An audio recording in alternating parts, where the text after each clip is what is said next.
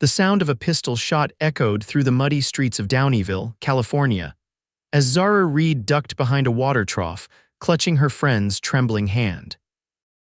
It wasn't outlaws they were hiding from, but the cruel reality that had befallen them since arriving in this mining town 3 days ago. Her dearest friend Eliza was burning with fever. Their money was nearly gone, and the stagecoach wouldn't return for another week. "Just the blacksmith testing a repair," Zara assured Eliza, whose pale face glistened with sweat despite the cool spring air of 1852. The California gold rush had transformed Downieville from a simple camp into a bustling town practically overnight, bringing with it both opportunity and hardship. Zara helped Eliza back to her feet, supporting her friend's weight as they made their way down the crowded street. They had come west with dreams of opening a millinery shop, carrying trunks of fine fabrics and trimmings, only to find themselves stranded when Eliza fell ill with a mysterious fever that left her barely able to stand. "I need to rest," Eliza whispered, her voice thin as thread. "Just a bit further to Mrs. Wilson's boarding house," Zara encouraged, though worry gnawed at her heart. The kindly widow had given them lodging on credit for 3 days, but her patience was wearing thin, and Zara knew they couldn't impose much longer. As they struggled along the boardwalk, a commotion ahead caught Zara's attention. A tall man on horseback was negotiating with a shopkeeper, his broad shoulders squared beneath a worn leather vest. His horse, a magnificent chestnut stallion, pawed impatiently at the ground. "3 weeks' worth ought to do it," the man said, his deep voice carrying across the street. "I'm heading back to my ranch tomorrow." Zara felt Eliza's knees buckle beside her. "Help!" she cried out as her friend collapsed. The cowboy turned at her call, vaulting from his saddle in a single fluid motion. He crossed the street in long strides, reaching them just as Zara struggled to keep Eliza from hitting the ground. "What happened?" he asked, immediately taking Eliza's weight from Zara's arms. "She's been ill for days," Zara explained, her voice trembling. "We're stranded here until the stage returns next week, but I fear she won't last that long without proper care." The cowboy's eyes, a startling blue beneath the brim of his hat, met Zara's. "Name's Flynn Lawson," he said simply. "I've got a ranch about a day's ride from here. Clean air, fresh water, and my housekeeper knows more about healing than any doctor in these parts." Zara hesitated, eyeing the stranger warily despite his kind offer. "I'm Zara Reed. This is my friend Eliza Morgan." Flynn nodded toward the unconscious woman. "She needs help you can't find in town. Bring her too," he said, his voice softening. "We'll heal together at my place." "Why would you help strangers?" Zara asked, suspicious of kindness that seemed too freely given, especially from a man she'd just met. "Lost my sister to fever 5 years back," Flynn replied, his jaw tightening. "No one would take us in. I swore I'd never turn away someone in need." He looked down at Eliza. "Besides, my ranch hand broke his leg last month. Could use an extra pair of hands once your friend recovers." Zara weighed her options quickly. They had nearly no money left, Mrs. Wilson wanted them gone, and Eliza was growing weaker by the hour. "We have trunks at the boarding house," she said finally, "and I can't pay you." Flynn's face relaxed into a hint of a smile. "We'll fetch your things. As for payment, you can help around the ranch when you're able. Deal?" Before Zara could answer, Eliza stirred, her eyes fluttering open. "Take the offer," she whispered. "I don't want to die here. That settled it." "We accept your help, Mr. Lawson," Zara said formally, even as relief flooded through her. "Flynn," he corrected, lifting Eliza easily in his arms. "Let's get your friend somewhere comfortable while we gather your belongings." Within the hour, Flynn had settled their bill with Mrs. Wilson, loaded their trunks onto a wagon he'd borrowed from the general store, and prepared his horse for the journey. Zara sat beside him on the wagon bench, with Eliza resting on a makeshift bed in the back, cushioned by blankets and sheltered from the sun by a canvas cover. As they left Downieville behind, following the winding trail that led into the foothills of the Sierra Nevada, Zara found herself studying the man beside her. Flynn Lawson's face was weathered by sun and wind, but she guessed him to be no more than 30. His hands were calloused, his movements efficient, and despite his rugged appearance, there was a gentleness to him she hadn't expected. "How far is your ranch?" she asked, breaking the silence that had settled between them. "We'll reach it by sundown tomorrow if the weather holds," Flynn replied, his eyes on the trail ahead. There's a good spot to camp tonight near a creek about 10 miles on. Zara nodded, anxiety creeping through her at the thought of spending the night in the wilderness with a stranger. As if sensing her unease, Flynn spoke again. I know it's a risk, trusting a man you've just met, but I give you my word, Miss Reed, you and your friend are safe with me. Something in his tone, earnest, without pretense, eased her worry. Thank you, she said simply. They traveled until dusk, stopping only briefly to check on Eliza and give the horse water. When they reached the promised creek, Flynn efficiently set up camp, building a small fire and preparing a simple meal of beans, dried beef, and coffee. Zara tended to Eliza, coaxing her to swallow a few spoonfuls of beans and sips of water. Her friend's fever still raged, but she seemed more lucid than she had been in days. He seems like a good man, Eliza whispered when Flynn stepped away to water the horse. I think he is, Zara agreed, surprising herself with the admission. Rest now, we have another day of travel tomorrow. As night fell completely, the campfire cast dancing shadows across the small clearing. Flynn returned, offering Zara a cup of coffee. You should get some sleep, he suggested. I'll keep watch. I'm not sure I could sleep, she admitted, accepting the coffee. I'm too worried about Eliza. Flynn settled across the fire from her. Tell me about yourselves. What brought two young women all the way to California? Zara took a sip of the bitter coffee before answering. We grew up together in Boston. After Eliza's parents died of influenza and my father lost everything gambling, we decided to make our own way. We heard stories of women opening successful businesses in the gold country, where men would pay handsomely for any reminder of civilization. Millinery. Flynn guessed, nodding toward the trunks. Yes, we brought fabrics, ribbons, feathers, everything needed to create fashionable hats. Zara sighed. It seemed like a good plan until Eliza fell ill in Downieville. Now I'm not sure we'll ever open our shop. Don't give up just yet, Flynn advised. Downieville isn't the only town in these parts, and there's a growing settlement near my ranch that might welcome your business. His words kindled a spark of hope in Zara. And what about you? How did you end up with a ranch in California? Flynn's expression grew distant. Came for gold like everyone else in '49. Found enough to buy land but lost my sister along the way. He poked at the fire with a stick. Turns out I'm better at raising cattle than finding gold anyway. They talked late into the night, sharing pieces of their lives until Zara's eyelids grew heavy. Flynn insisted she take the only bedroll while he kept watch, and too tired to argue, she finally agreed. As she drifted to sleep, Zara realized that for the first time since Eliza had fallen ill, she felt a flicker of optimism. Whatever waited at Flynn Lawson's ranch, it had to be better than watching her friend waste away in a boarding house room they couldn't afford. Dawn broke cold and clear, with mist rising from the creek. Zara woke to find Flynn already breaking camp, a fresh pot of coffee bubbling over the rekindled fire. Eliza's condition seemed unchanged, not better, but mercifully not worse. They ate a quick breakfast of hardtack and jerky before resuming their journey. The terrain grew more rugged as they left the main trail, following a narrower path that wound through pine forests and across meadows bright with spring wildflowers. By mid-afternoon, Flynn pointed ahead to a distant valley. That's my land, he said with unmistakable pride. Another hour and we'll be home. Home.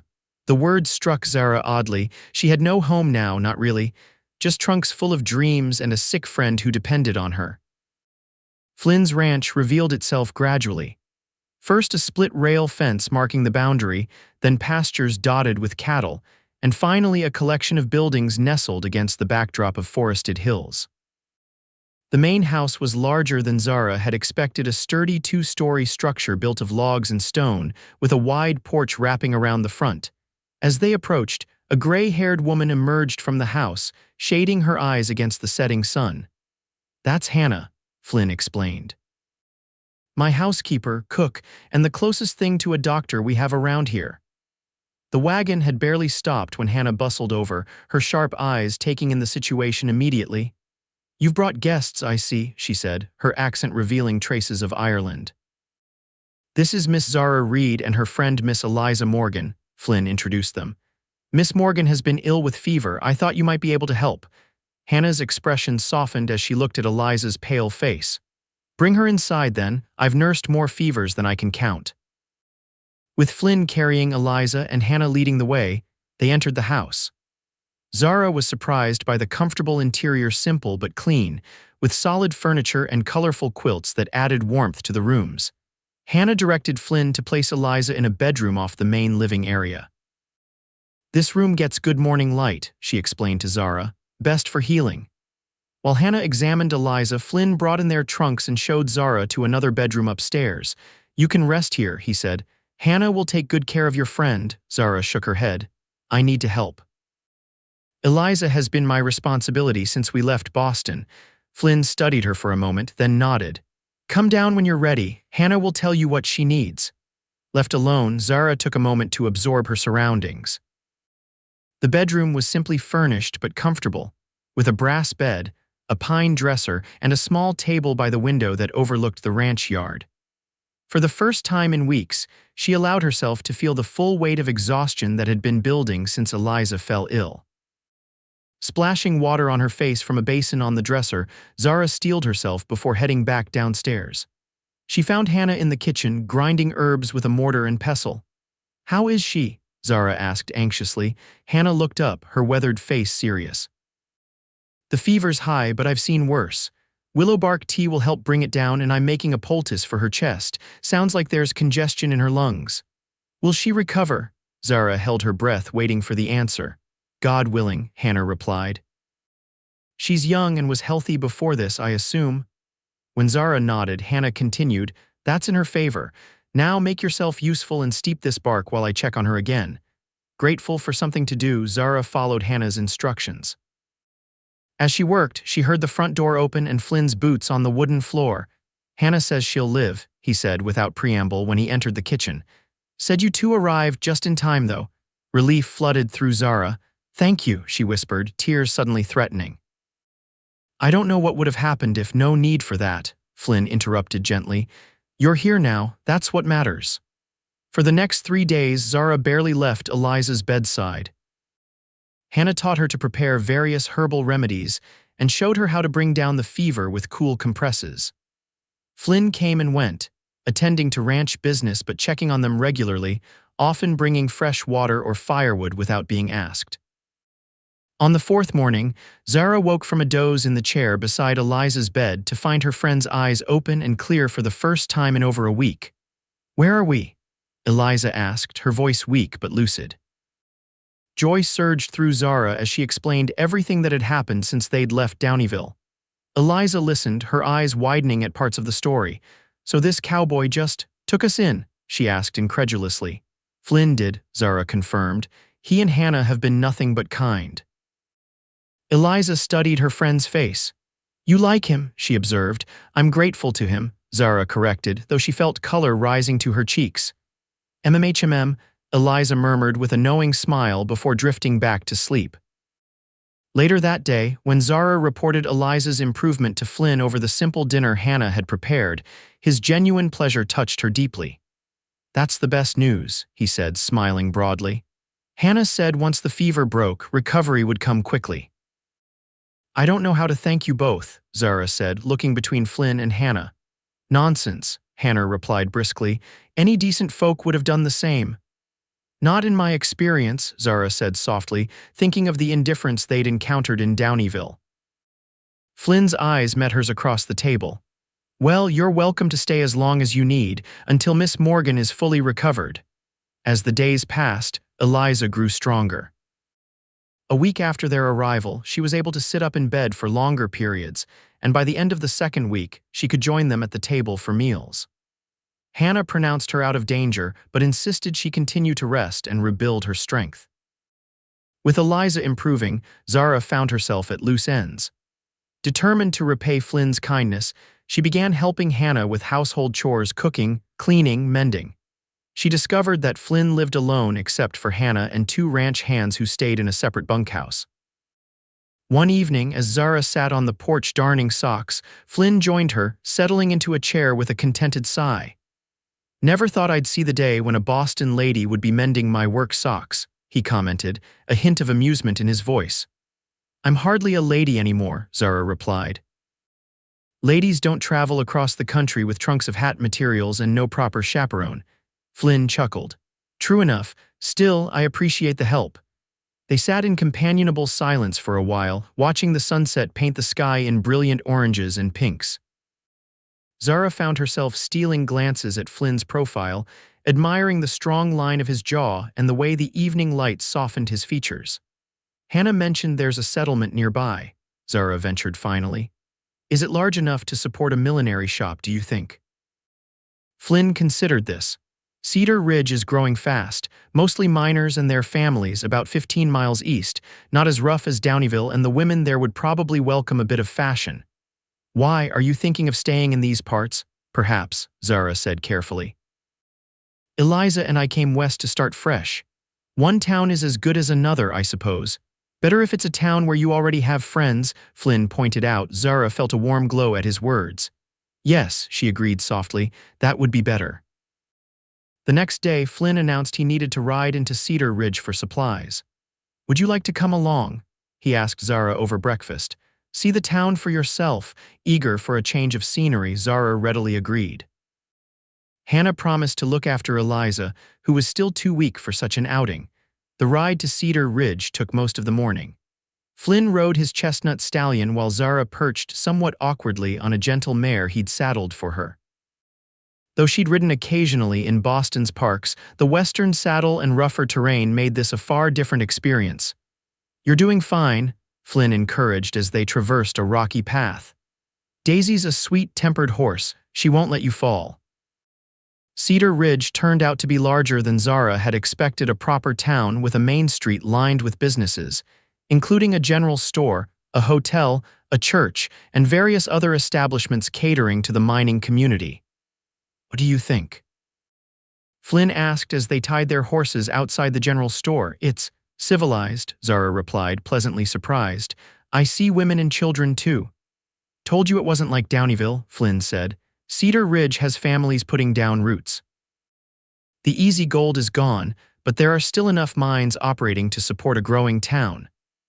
As they walked down the boardwalk, Flynn greeted various townspeople by name, introducing Zara as Miss Reed, who's staying at my ranch while her friend recovers from illness. Zara noticed the curious glances this elicited, particularly from the women, and realized how her presence at Flynn's home might appear to others. In the general store, Zara found herself drawn to a small display of sewing notions.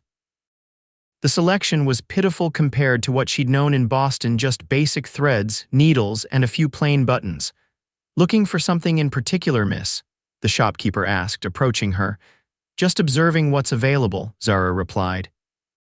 I couldn't help noticing you don't carry much in the way of ribbons or trimmings. The man sighed.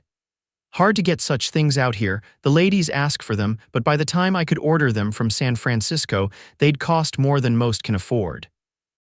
What if they didn't have to come from so far away? Zara asked. What if someone local could provide them? The shopkeeper's interest was immediately piqued.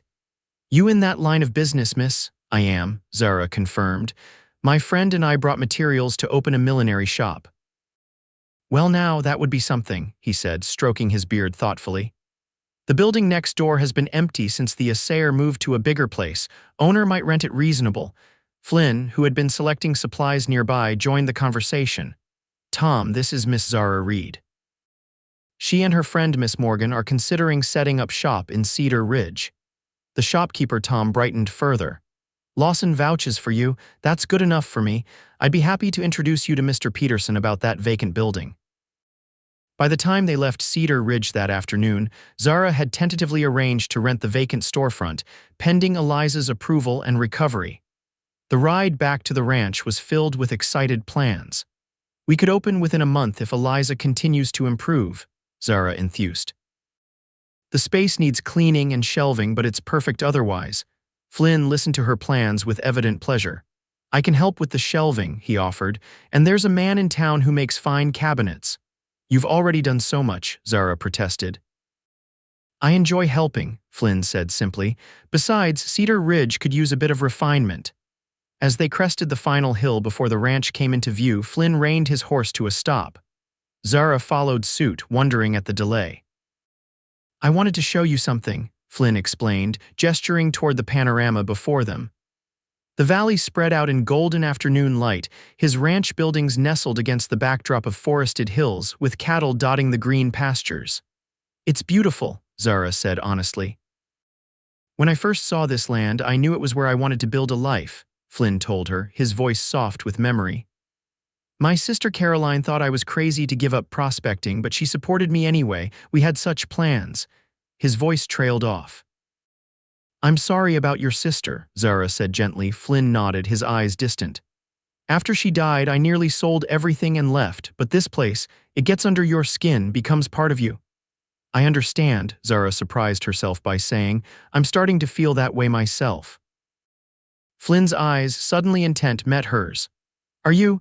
The moment hung between them, charged with unspoken possibilities, until Flynn's horse stamped impatiently, breaking the spell. "We should get back," Flynn said, though he seemed reluctant. "Hannah will have dinner waiting." Eliza was delighted with Zara's news about Cedar Ridge. "It sounds perfect," she declared from her chair by the window where she'd taken to spending her afternoons. "When can we see it?" "Not until you're stronger," Zara insisted. "There's no rush. Flynn says we can stay here as long as necessary." "Does he now?" Eliza raised an eyebrow. "And you're on a first-name basis, I notice."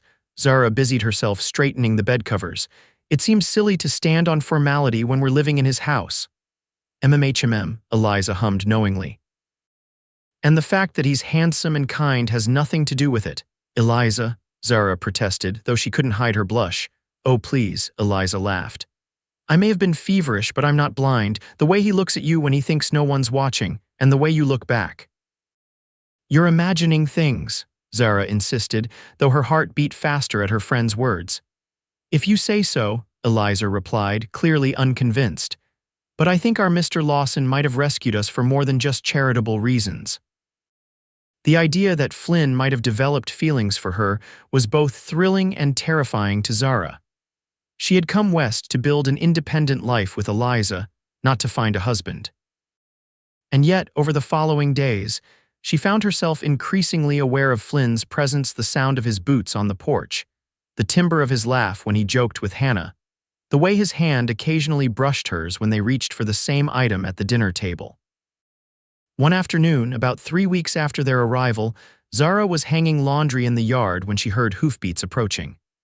Looking up, she saw Flynn returning from checking the northern pastures, his figure silhouetted against the bright sky. Something about the sight, the ease with which he sat his horse, the way he lifted his hand in greeting when he spotted her, sent a warm flutter through her chest. "Need some help?" he called as he dismounted. "I'm nearly finished," she replied, shaking out one of his shirts before pinning it to the line. Flynn took care of his horse, then joined her by the clothesline. "Hannah says Eliza went for a short walk to the garden today." "Yes, she's much stronger," Zara confirmed, "though she tires quickly." Flynn nodded, picking up a wooden clothespin and turning it in his fingers. "I was thinking," he said, uncharacteristically hesitant, "perhaps this weekend, if Eliza feels up to it, we might all ride into Cedar Ridge. There's a social at the church on Saturday evening. Nothing fancy, just music and food, but it might be a good way for you both to meet more townspeople." Zara paused, a damp pillowcase in her hands. "A social? You don't have to come," Flynn added quickly. "I just thought, no, it sounds lovely," Zara interrupted. "I'll ask Eliza if she feels strong enough." Flynn's relief was palpable. "Good, that's good." He handed her the clothespin, their fingers touching briefly. "I should check on the new calf in the barn." As he walked away, Zara found herself smiling. A social. It had been so long since she'd done anything resembling normal socializing. The idea was appealing, especially if it meant spending an evening with Flynn in a setting beyond the daily routine of the ranch. When she mentioned it to Eliza, her friend was enthusiastic. "Absolutely, we should go," she declared. "I'm well enough for an evening out, and it would be good to meet our future neighbors." "Are you certain?" Zara pressed. "Hannah says you need to avoid overexertion. Sitting on a bench listening to music is hardly strenuous," Eliza pointed out. "Besides, I want to see this town we're planning to live in, and I'm curious to see you and Flynn in a social setting." "Eliza, please don't what? Notice the obvious." "Zara, I've known you since we were children. I've never seen you look at a man the way you look at him." Zara sighed, knowing denial was pointless. Even if there were feelings, it's complicated. We came west to be independent, to build our own business. And we will, Eliza assured her. But that doesn't mean you can't also find happiness with someone. Having a millinery shop and having love aren't mutually exclusive. Love. The word sent a jolt through Zara. Was that what she was feeling for Flynn Lawson? This warm, constant awareness, this desire to be near him, to know him better? It's too soon, she said finally. We barely know each other. Eliza's expression softened. Sometimes the heart knows what it wants before the head catches up. The church social on Saturday evening proved to be a larger affair than Zara had anticipated. It seemed most of Cedar Ridge had turned out for the event, with tables of food set up outside the small wooden church and a group of musicians playing lively tunes on fiddles, a guitar, and a banjo. Flynn drove them in his wagon, with Hannah riding along to keep an eye on Eliza. Zara had worn her best remaining dress, a blue cotton with white piping that she'd carefully pressed for the occasion. Flynn, too, had made an effort, wearing a clean white shirt under his usual vest and his least worn pair of trousers. "You look nice," he said quietly as he helped Zara down from the wagon, his hand lingering on her waist a moment longer than necessary. "Thank you," she replied, suddenly shy. "So do you." The townspeople welcomed them warmly, particularly once it became known that Zara and Eliza planned to open a millinery shop. They were introduced to so many people that Zara could scarcely keep the name straight, but everyone seemed genuinely pleased at the prospect of a new business in town. "You'll do well here," Mrs. Peterson, the wife of the building's owner, assured them. "The ladies have been making do with mail-order catalogs and whatever Tom stocks in the general store, which isn't much." "That's what we're counting on," Eliza replied with a smile. As the evening progressed, Eliza found a comfortable seat with Hannah and some of the older women, leaving Zara momentarily on her own. She was admiring the simple decorations, paper lanterns strung between trees and wildflowers arranged in mason jars, when Flynn appeared at her side. "Would you like to dance?" he asked, nodding toward the cleared area where several couples were already moving to the music. Zara hesitated. "I'm not familiar with these dances." "It's easy enough," Flynn assured her. "Just follow my lead." Before she could protest further, he had taken her hand and led her into the circle of dancers. The music was lively, the steps simple once she caught the pattern, and Flynn proved to be a capable dancer despite his profession. As they moved through the figures of the dance, Zara found herself laughing with pure enjoyment. "See, not so difficult," Flynn said, his smile reaching his eyes. "You've been holding back on me, Mr. Lawson," Zara teased. "I had no idea cowboys could dance." "There's a lot you don't know about me yet, Miss Reed," he replied, his tone light but his eyes serious. The music shifted to a slower tune and Flynn drew her closer, one hand at her waist, the other holding hers. They moved together in small circles, their bodies separated by a proper distance that nevertheless felt intimate. "Thank you," Zara said softly, "for the dance, for everything. Taking us in, helping us, making us feel welcome." Flynn's expression grew serious. "You are welcome. More than you know." The intensity of his gaze made her heart beat faster. For a moment, Zara thought he might say more, but then the music ended and the spell was broken. The remainder of the evening passed in a pleasant blur of conversations, food, and more dancing. By the time they prepared to leave, Eliza was visibly tired but glowing with excitement about their future in Cedar Ridge. "Everyone's been so kind," she remarked as Flynn helped her into the wagon. "I think we'll be very happy here." The ride back to the ranch was quiet, with Eliza dozing against Hannah's shoulder and the night air cool around them. Zara sat beside Flynn on the driver's bench, acutely aware of his proximity. "Did you enjoy yourself?" he asked, his voice low to avoid waking Eliza. "Very much," Zara replied honestly. "Cedar Ridge seems like a wonderful community." "It is," Flynn agreed. "Good people, most of them, building something that will last." They fell silent again, but it was a comfortable silence filled with unspoken understanding. When Flynn's hand found hers in the darkness, Zara didn't pull away. Instead, she let her fingers twine with his, a silent acknowledgement of the connection growing between them.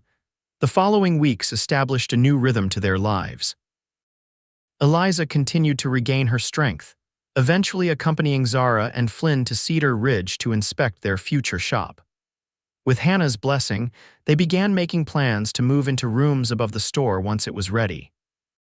Flynn threw himself into helping prepare the space, building shelves and a counter, repairing the floor where it had warped, and even commissioning a sign from the local carpenter. Reed and Morgan Fine Millinery. Zara and Eliza unpacked their trunks, cataloging their materials and planning their initial inventory.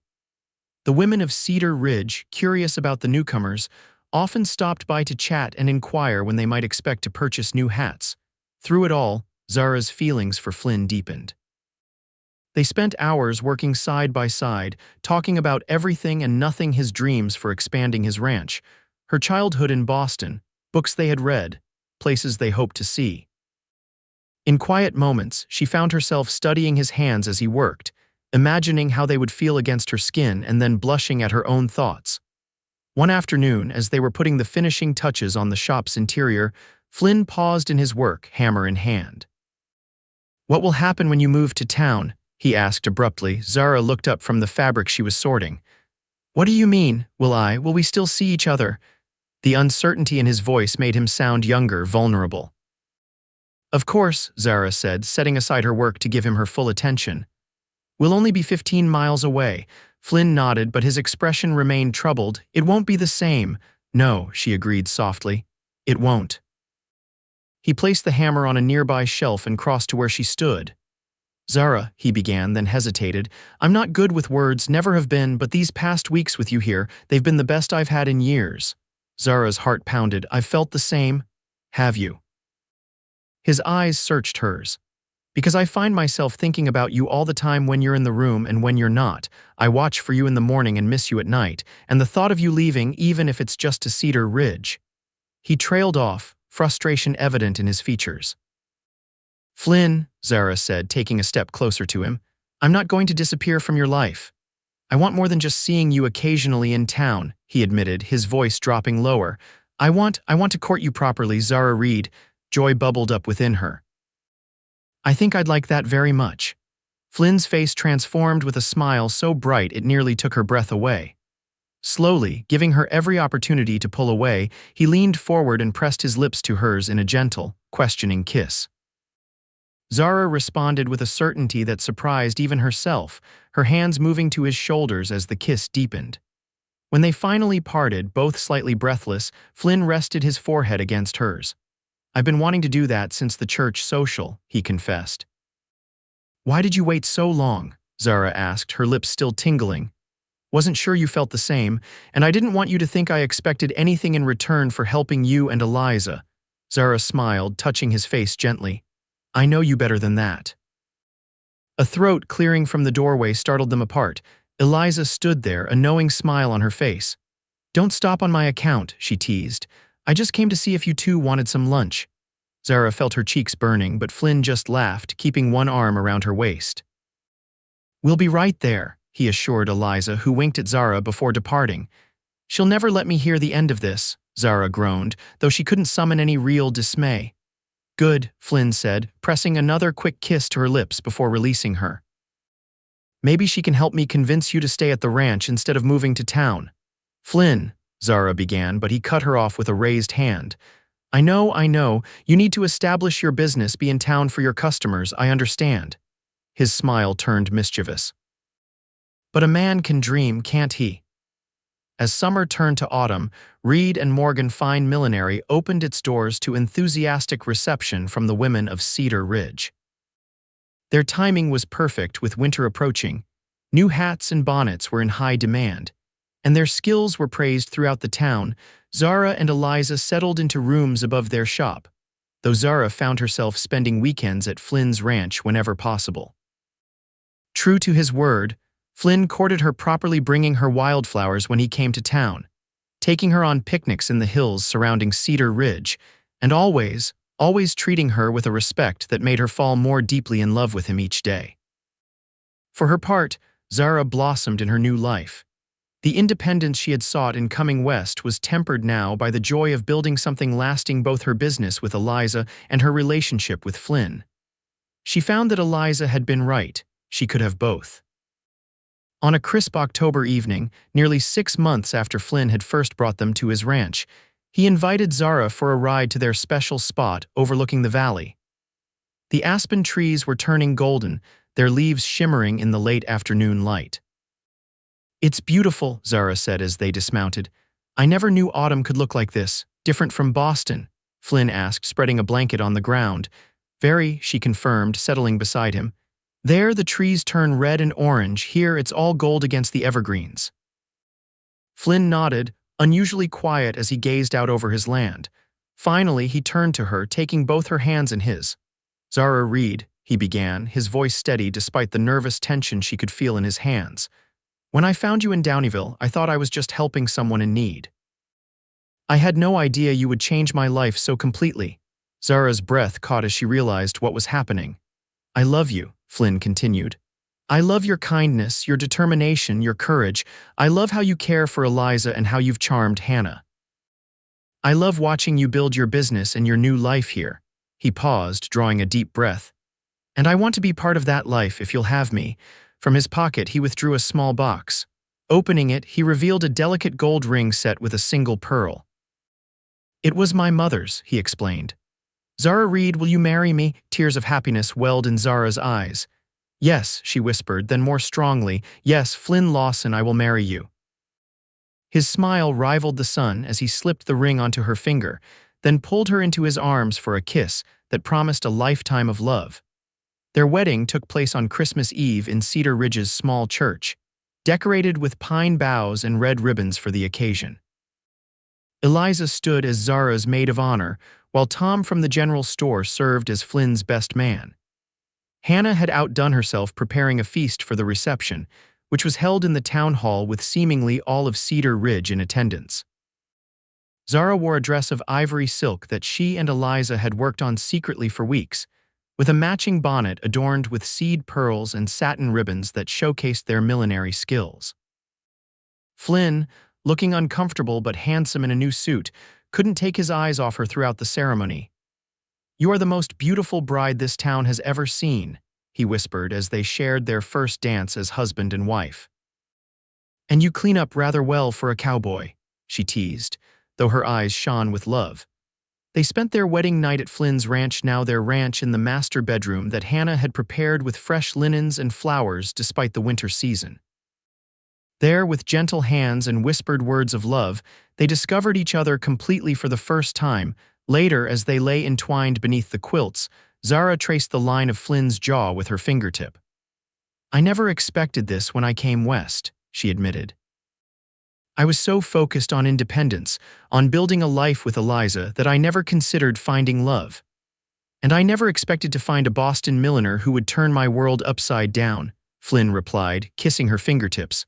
"Life has a way of surprising you." "A good surprise," Zara murmured, nestling closer to his warmth. "The best," Flynn agreed. They settled into married life with remarkable ease. Zara continued to work at the millinery shop with Eliza during the week, returning to the ranch on weekends and eventually extending her time there as they hired an assistant to help in the shop. Flynn expanded his cattle operation, purchasing adjacent land to accommodate his growing herd. The following spring brought another joyful development when Zara discovered she was expecting their first child. Flynn's reaction, a mixture of elation and terror, made her laugh even as happy tears streamed down her face. "A baby," he kept saying, his hand gentle on her still flat stomach. "Our baby." Hannah took the news with practical enthusiasm, immediately beginning to knit tiny garments and offering advice on everything from morning sickness remedies to nursery arrangements. Eliza was ecstatic, declaring herself the child's honorary aunt and insisting on making the most elaborate christening gown Cedar Ridge had ever seen. As Zara's pregnancy progressed, she reduced her hours at the shop, with Eliza and their assistant Betsy handling more of the day-to-day operations. By the time winter arrived again, she had moved permanently to the ranch, making the journey to Cedar Ridge only occasionally. Their son, James Flynn Lawson, was born on a snowy January night in 1854, with Hannah serving as midwife and Flynn pacing anxiously outside the bedroom door until the infant's strong cry announced his arrival. When Flynn was finally allowed to enter, the sight of Zara cradling their tiny son reduced the strong cowboy to tears. "He's perfect," Flynn whispered, gently touching the baby's dark hair. "Just like his mother." Life settled into a new rhythm with James's arrival. The ranch prospered, as did the millinery shop under Eliza's capable management. Cedar Ridge continued to grow, attracting more families and businesses as the mining operations in the area stabilized. In the summer of 1855, Eliza surprised everyone by accepting a marriage proposal from the town's new doctor, a widower named Thomas Green, who had arrived in Cedar Ridge the previous autumn. Their wedding was a joyful occasion, with Zara standing up for her friend just as Eliza had done for her. "I never thought I'd find someone after watching you and Flynn together," Eliza confided to Zara during the reception. "Your happiness seemed so complete, so perfect. I didn't think lightning could strike twice." "I'm so happy for you," Zara told her, embracing her dearest friend. "Thomas is a good man." "The best," Eliza agreed, her eyes following her new husband across the room. Besides Flynn, of course, the years passed in a blend of everyday joys and occasional challenges. A drought in '56 threatened the cattle, but Flynn's careful management saw the ranch through. When a fire damaged part of the millinery shop in '57, the entire town turned out to help rebuild, stronger than before. Their family grew with the birth of a daughter, Caroline Hannah Lawson, named for Flynn's sister and the woman who had become like a grandmother to their children. Hannah, though slowing with age, doted on both children and taught Zara countless skills from preserving fruit to treating childhood illnesses that had been passed down through generations. Through it all, Zara and Flynn's love deepened, strengthened by shared experiences and the family they had built together. Each evening after the children were asleep, they would often sit on the porch, watching the stars emerge over their land, his arm around her shoulders, her head resting against him. "Do you ever miss Boston?" Flynn asked one such evening, nearly 10 years after they had first met. Zara considered the question seriously. "I miss certain things, the libraries, the theaters, some of the conveniences, but no, I don't miss Boston itself." She tilted her face up to his. "Everything I need is here." Flynn's kiss was tender, familiar yet still thrilling after all their years together. "I thank God every day for bringing you to Downieville," he murmured against her lips, "for giving me the chance to find you. And I thank God you were stubborn enough to insist on bringing both of us back to your ranch," Zara replied with a smile. "That you said bring her too, we'll heal together." "Best decision I ever made," Flynn declared, drawing her closer as the night deepened around them. In the years that followed, they watched their children grow, their ranch flourish, and their community thrive. James followed in his father's footsteps, learning the cattle business from an early age, while Caroline showed a talent for design that led her to eventually take over management of the millinery shop when Eliza retired to focus on her own family. Hannah remained with them until her peaceful passing in 1865, surrounded by the family who loved her. They buried her on a hillside overlooking the ranch, her favorite spot to watch the sunset. Life in the West was never easy, but Zara and Flynn faced each challenge together, their partnership a source of strength for them both. By the time their hair had silvered and their faces showed the lines of years lived fully, their ranch had become one of the most prosperous in the region. And Reed and Morgan Fine Millinery, though now managed by Caroline, was an institution in Cedar Ridge. On their 30th wedding anniversary, their children and grandchildren gathered at the ranch for a celebration. As Zara watched Flynn entertaining their youngest grandchild with stories of the early days, her heart swelled with gratitude for the life they had built. Later, when the house had quieted and they were alone, Flynn took her hand, his touch as gentle as ever. 30 years, he marveled. "Sometimes it seems like just yesterday that I found you in Downieville." "And sometimes it feels like we've always been together," Zara replied, leaning against his familiar strength. "No regrets?" Flynn asked, a question he had posed at various milestones throughout their marriage. "Not one," Zara assured him, meaning it as completely as she had the first time he'd asked. "Every step of our journey led us here to this life, this family." She squeezed his hand. "I wouldn't change a moment of it." Flynn's smile, still capable of making her heart skip after all these years, lit his weathered face. "Nor would I, my love, nor would I." As they stood together on the porch of the home they had shared for 3 decades, watching the stars emerge over the land that had witnessed their love story unfold, Zara thought about the long road that had brought her to this place. From a Boston milliner's daughter to a woman stranded in a mining town, nursing a sick friend with dwindling resources to becoming the wife of a rancher, mother to his children, grandmother to a new generation, and a respected businesswoman in her own right. It was not the life she had imagined when she and Eliza had first set out for California, but it was infinitely better, richer, fuller, and more rewarding than she could have dreamed. All because a kind-hearted cowboy had seen 2 women in trouble and said those life-changing words, "Bring her too, we'll heal together." And heal they had, finding in each other not just recovery from illness, but the kind of healing that comes from being truly loved, truly known, and truly accepted, a healing of the soul that had continued through all the seasons of their lives together.